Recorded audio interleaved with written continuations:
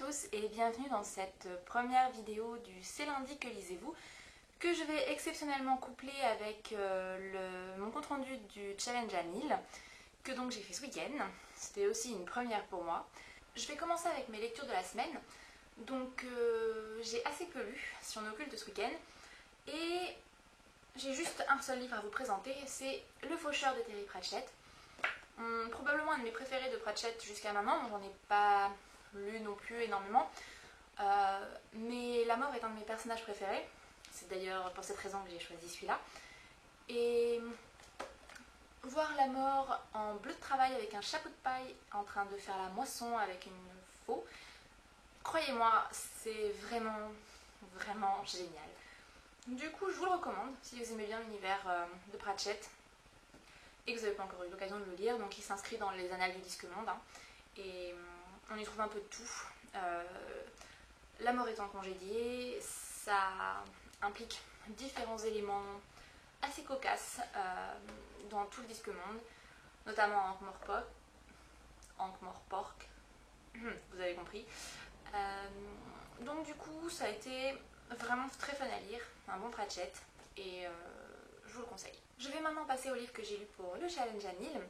Donc le tout premier, Succubus Shadows de Richelle Mead, très bon auteur. Je l'ai attendu, je l'ai mis en poche, du coup même si c'était sorti officiellement en France depuis un certain temps, je ne pouvais toujours pas le lire, donc il est sorti cette semaine et je me suis précipitée en librairie pour l'acheter, je l'ai lu tout de suite après. Et même si je suis un peu déçue, on perd un petit peu l'esprit qu'il y avait dans les premiers. C'était quand même très intéressant, on apprend un peu plus sur l'héroïne.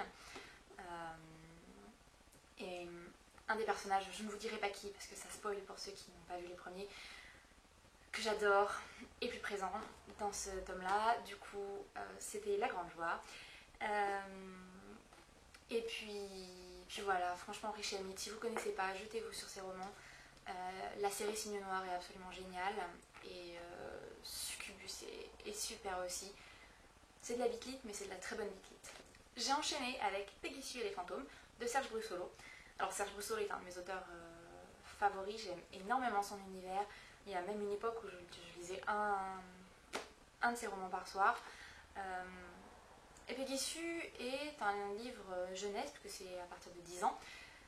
Et j'avais un petit peu peur que ce soit vraiment très gamin et donc de ne pas accrocher. Et finalement, il y a deux niveaux de lecture. C'est-à-dire qu'il y a l'histoire un petit peu mignonne, drôle, qui est pour les enfants. Et quand on est plus âgé, il y a un second message que j'avais personnellement pas perçu quand j'étais plus jeune. Et c'est assez intéressant. Donc Serge Brussolo a vraiment un style qui est bien à lui, qui est génial. C'est de la littérature jeunesse, mais sophistiquée. C'est-à-dire qu'il y a plusieurs phrases, plusieurs expressions, plusieurs éléments qui font que on se rend compte qu'il n'a pas écrit dans l'optique d'écrire pour les jeunes. C'est-à-dire qu'il a son propre style et l'histoire est plus adaptée à un public jeune, donc voilà. Mais ça reste très agréable à lire, même quand on est plus âgé. J'ai enchaîné avec Intrigue à l'anglaise d'Adrian Gotts. Je l'avais mis de côté il y a très longtemps, il me restait 150 pages à lire à peu près. Pour une raison mystérieuse, je ne l'avais jamais terminé. C'est pas si mal, ça n'a rien d'extraordinaire. J'ai trouvé la fin un peu brouillon. C'est peut-être dû au fait que, comme je l'avais abandonné il y a longtemps, j'avais oublié certains éléments. Pourtant, j'ai retrouvé assez vite le fil.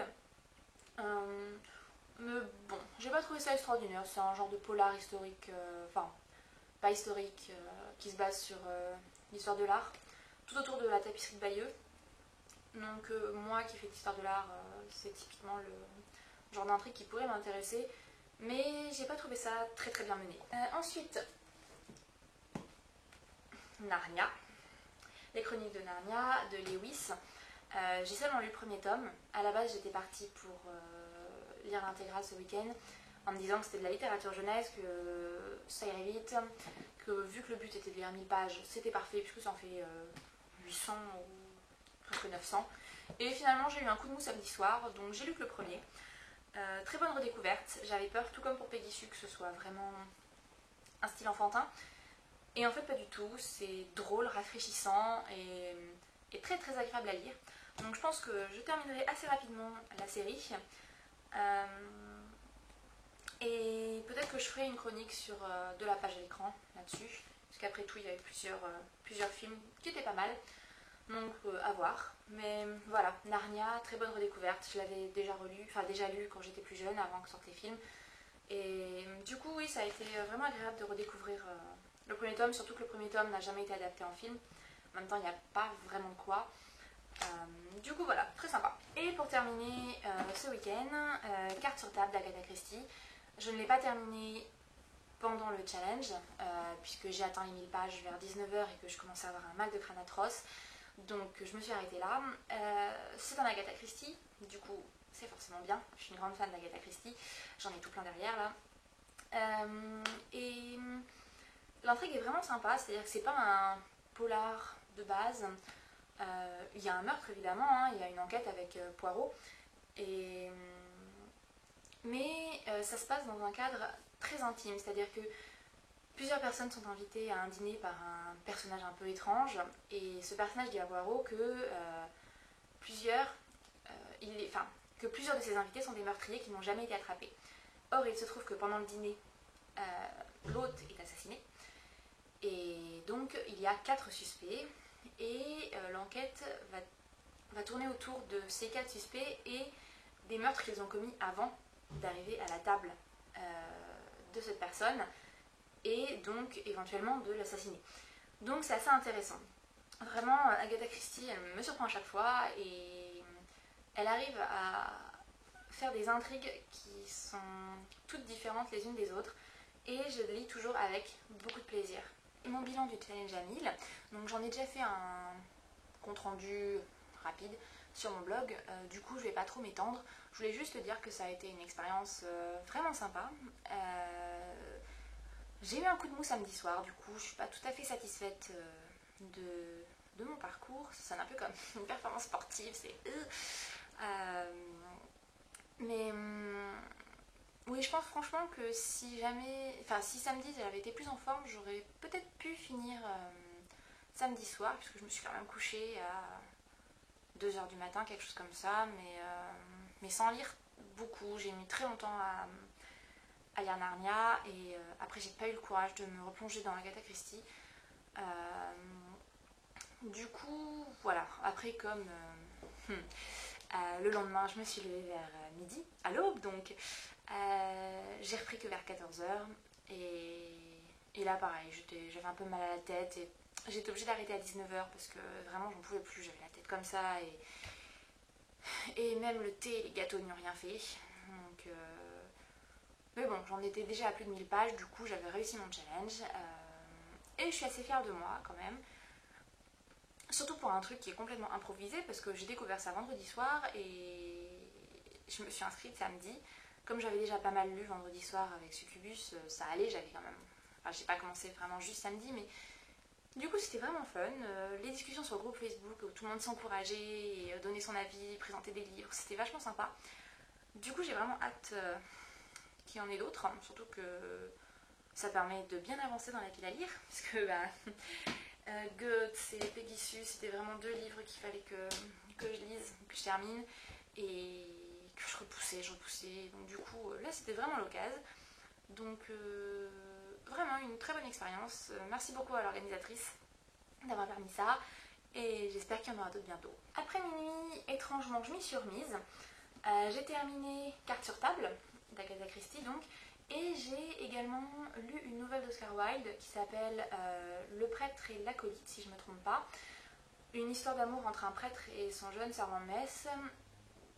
Un peu gênant par certains aspects, intéressant par d'autres. Avec une citation qui fait passer un message vraiment intéressant, qui peut s'appliquer à plusieurs choses. Donc c'est pour ça que moi je l'ai trouvé intéressant, parce que dans ce cadre-là, ça me gêne un peu, mais appliqué à d'autres choses, enfin d'une manière plus généraliste, disons, le message est assez vraiment intéressant. Je vous le conseille, hein, elle fait une quinzaine de pages, donc elle se lit assez rapidement. Vous pouvez la trouver sur e-book gratuit, puisque c'est un classique.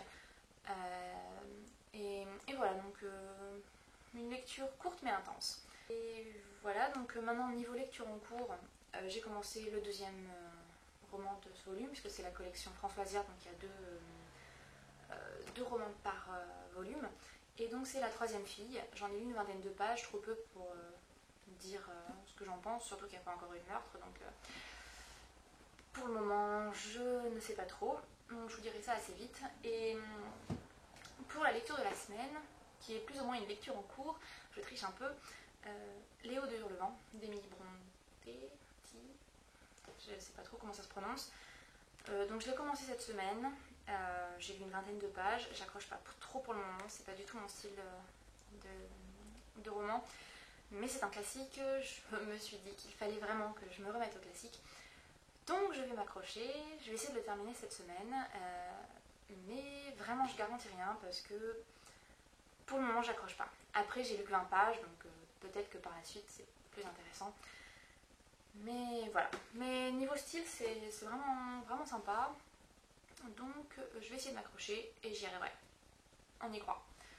Voilà, c'est tout pour aujourd'hui, je pense que j'ai déjà pas mal bavassé. Donc bah écoutez, je vous dis à bientôt pour une nouvelle vidéo et puis bonne semaine, salut!